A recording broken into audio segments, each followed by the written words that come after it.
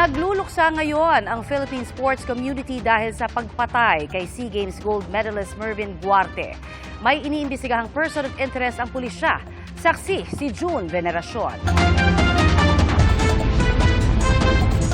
Saksak sa dibdib ang tumapos sa buhay ng 32 anyos na atletang si Airman First Class Mervin Guarte. Naisugod pa raw siya sa ospital at nakausap ng investigador bago siya binawian ng buhay. Base sa investigasyon ng PNP, nakipag-inuman si Guarte sa bahay ng kaibigang konsihal sa Calapan Oriental, Mindoro. Bandang alas 3 ng madaling araw, natulog na raw si Guarte sa sala.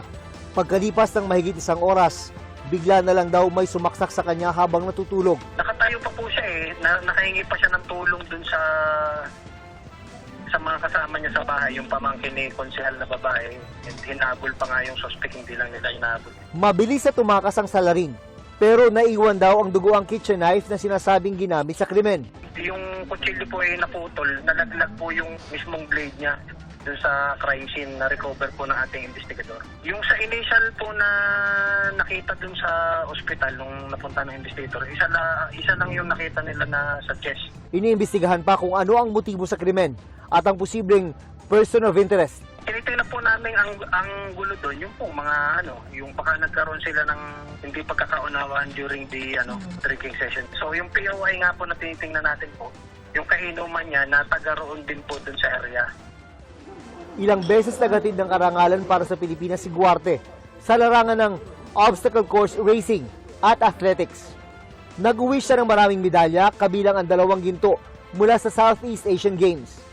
Kaya pinagluluksa ng Philippine sports community ang pagkamatay ni Guarte. Nagpaabot ng pakikiramay ang Philippine Sports Commission at ang Pilipinas Obstacle Sports Federation. Kasabay ng pagkondena ay ang hiling na mabigyan ng agarang hustisya ang pagkamatay ni Guarte.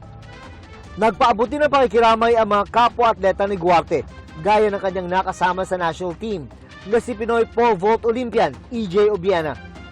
Para sa GMA Integrated News, ako si June Veneracion, ang inyong saksi. Mga kapuso, maging una sa saksi. Mag-subscribe sa GMA Integrated News sa YouTube para sa iba't ibang balita.